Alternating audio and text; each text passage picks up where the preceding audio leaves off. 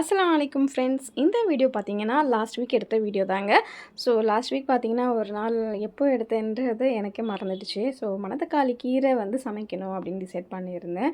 So இந்த மணத்தக்காளி கீரை சமைக்கிறதா இருந்தால் அது கொஞ்சம் கசப்பாக இருக்கும், குழந்தைங்களுக்கு பிடிக்காது, அந்த மாதிரிலாம் இருக்கும். சாப்பிடுவாங்க, பட் ஆனால் வந்து அவங்களுக்கு பிடிச்ச மாதிரி இன்னொரு ஏதாவது ஒரு சைட் டிஷ் இருந்ததுன்னா சாப்பிட்டுடுவாங்க. ஸோ அதனால தான் ப்ரான் வாங்கியிருந்தேன். ப்ரான் வந்து ஃப்ரை பண்ணி வச்சுட்டு, அப்புறமா இந்த மணத்தக்காளி கீரை பார்த்திங்கன்னா குட்டி குட்டியாக இருந்தது இலை. இந்த மாதிரி இருந்ததுன்னா ரொம்பவே எலசாக இருக்கும், சமைச்சோனாலே ரொம்பவே டேஸ்டியாக இருக்கும். ஸோ நல்லா வந்து க்ளீன் பண்ணி எடுத்துட்டேன்.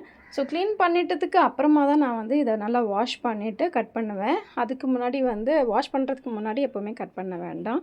ஸோ அடுப்பில் ஒரு கடாயை வச்சு எண்ணெயை ஊற்றி, கடலை எண்ணெய் தான் யூஸ் பண்ணியிருக்கேன்.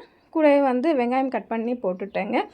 ஸோ வெங்காயம் வந்து கொஞ்சம் அதிகமாக போட்டு உப்பு போட்டு நல்லா வதக்கி விட்டுட்டேன். அதோட பச்சை வாசனை போனதுக்கப்புறமா இஞ்சி பூண்டு பேஸ்ட் வந்து ஒரு 1/2 ஸ்பூன் அளவுக்கு சேர்த்துருக்கேன்.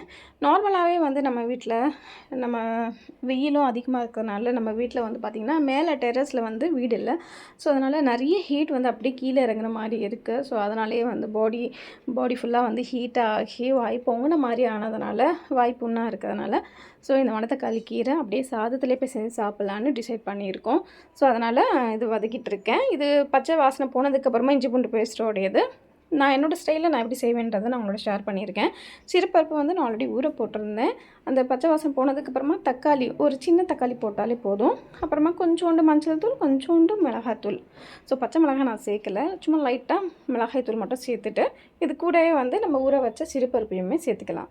ஸோ சிறுபருப்பு சேர்க்குறதுனால அந்த மணத்தக்காளி கீரைக்கு இருக்கிற அந்த கசப்புத்தன்மை இருக்கு இல்லையா, கொஞ்சம் வந்து கம்மியாக இருக்கிற மாதிரி இருக்கும். அப்போ தான் குழந்தைங்களும் சாப்பிடுவாங்க இல்லையா. ஸோ அவங்கள சாப்பிட வைக்கிறதுக்காகவே வந்து இந்த ஒரு சில டிப்ஸ்லாம் வந்து ஃபாலோ பண்ணுவேன். ஸோ அப்புறமா வந்து பார்த்திங்கன்னா கீரையை நல்லா வாஷ் பண்ணிவிட்டு கட் பண்ணிவிட்டு நம்ம வந்து அந்த பருப்போடையே வந்து சேர்த்துக்கலாம். இதுக்கு வந்து ஒரு பேஸ்ட்டு, அதாவது வெறுமனே வந்து நீங்கள் தேங்காய் வந்து அரைச்சி கூட சேர்த்துக்கலாம். நான் வந்து இஞ்சி பூண்டு பேஸ்ட்டாக வந்து சேர்த்ததுனால இதில் தேங்காயில் வந்து பூண்டு, இந்த மிளகாலாம் போடலை. அப்படி நீங்கள் இஞ்சி பூண்டு பேஸ்ட்டு அப்புறம் மிளகாய் தூள்லாம் சேர்க்கலை அப்படின்னா ஃபைனலாக வந்து இந்த தேங்காய் கூடயே பூண்டு, அதுக்கப்புறமா காஞ்ச மிளகாய் சேர்த்துட்டு ஆட் பண்ணிக்கலாம். ஸோ நம்மளோட விருப்பம்தான். நான் இந்த மாதிரி செய்வேன். கொஞ்சம் நல்லா கிரேவியாக சூப்பராக இருக்கும். ஒரு 2-3 நிமிஷத்துக்கு மூடி வச்சாலே போதுங்க. செம்ம சூப்பராக டேஸ்ட்ஃபுல்லாக வந்து ரெடி ஆகிடும்.